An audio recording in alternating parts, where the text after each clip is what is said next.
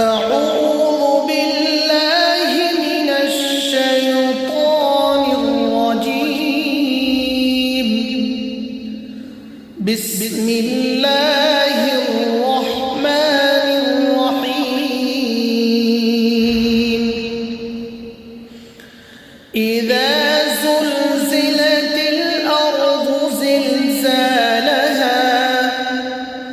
وأخرجت الأرض أثقالها وقال الإنسان ما لها يومئذ تحدث أخبارها بأن ربك أوحى لها